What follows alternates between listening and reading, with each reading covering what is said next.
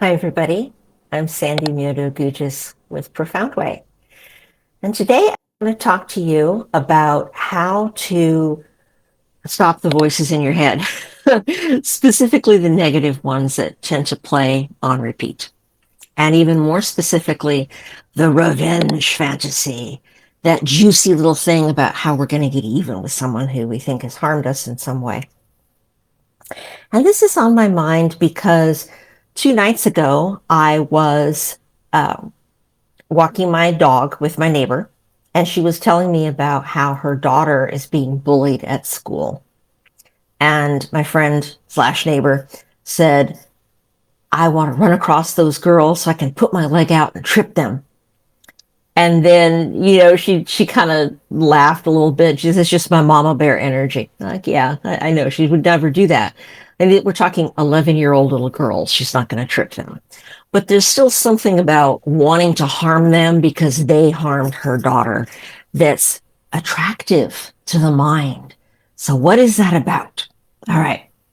I'm going to break it down into 2 reasons why that happens and then what we can do to stop it. So the first reason that happens is what's called by neuroscientists the negativity bias, which means that our minds are Teflon for pleasant experiences and Velcro for negative experiences. That's messed up, right? Why do we remember the negative things so much more vividly? Because the negative, unpleasant experiences have the potential to be dangerous. Give you an example. Last weekend, I'm cooking, and I'm not a good cook. I don't like cooking. So maybe this is why I had an accident in the kitchen. But I cook all the time, so I should know better. But I was doing something, and I was putting something down onto next to the stove, and I bumped the edge of the hot pan with my pinky. Very, very painful. Had to get some ice and put on there to keep it from blistering, and luckily it's fine. But I remember that, and I'm going to remember it for a very long time. I do not remember any incident where I've handled a cool pan. Now, I must have gotten the pan out of the drawer, and after dinner, I must have washed it and dried it and put it away. And I'm aware that I did these things, but I don't have a specific moment by moment memory of it the way that I have the memory of getting injured by the hot pan. So that's the negativity bias. It is our brains trying to protect us. So whether it's a gaggle of 11-year-old girls gunning for you in the hallway of the school, or whether it's a hot pan, your brain is going to remind you of that so that you don't get hurt again, whether it's physical hurt or psychological hurt. So that's the reason why we continue to have unpleasant memories come up. So what's with the revenge fantasy? Most of us are trying to be better people than that, right?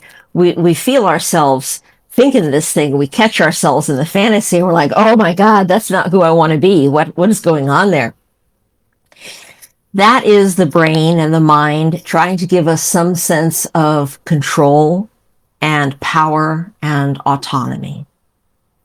We want to believe that we can prevent this thing from happening again.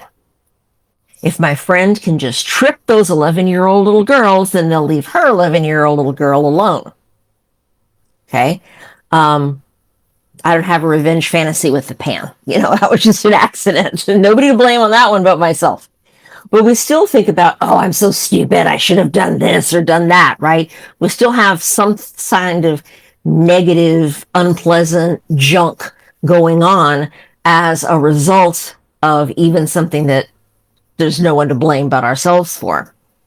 And that's because we want to believe we can keep it from happening again. Sometimes we can, sometimes we can't, but either way, that's the way the brain operates. It wants us to believe that we have some control. And those occasions when we do have control, like don't touch the hot pan, Sandy, then reminding us of that so that we don't make the same mistake. Revenge fantasies in particular can be difficult to stop even when you notice you're doing it. Now, when you meditate, part of the whole point of meditation is to train yourself to catch yourself when you're thinking so that you notice. And when you notice that you're daydreaming, when you meant to be meditating, now you're at the point of power. You're at the point of choice. You can decide, I'm going to continue this daydream, or no, this is not why I'm sitting here. I'm going to get back to my meditation. I'm going to return my attention to my focus, whether that's my breath, a candle flame, a mantra, whatever it is, bring my attention back and resume my meditation. Wonderful. It's the same thing when we're not meditating, when we're just out there doing life, and one of these really powerful negative thoughts come up, the ones that have this sticky quality to them that you don't want to let go. You can catch yourself having the revenge fantasy and think, well, I don't want to be that person. I shouldn't be thinking that. But boy, I wish I could trip those girls. Whatever the thing is. It can be really hard to let that one go, but you can. And I'm going to show you how right now. Let's do an experiment. Do not think of a pink elephant. No pink elephants. Do not think of a pink elephant. Could you do it? Most people can't, unless they already know this trick that I am going to teach you. And that is, think about something else instead. My go-to is a blue rhinoceros. And you're thinking, why do you have a go-to for a pink elephant? Because I'm a meditation teacher, it's like people want to play stump the teacher. I bet you can't think of a pink elephant. Well, yeah, I can. I cannot think of a pink elephant. I can think of a blue rhinoceros instead. So I've just kind of adopted that over years of hearing this challenge. That I have my blue rhino like in my back pocket ready to go. So I can just, there he is, and I can see it and not be distracted by the pink elephant. My suggestion to you is that you have a replacement thought in your back pocket ready to go. Something pleasant, something wholesome, not a revenge fantasy. Something that's innervating or relaxing, but pleasant. I recommend that you start with a memory, because memories have a stronger emotional resonance than a fantasy. And I also recommend that you just pick one.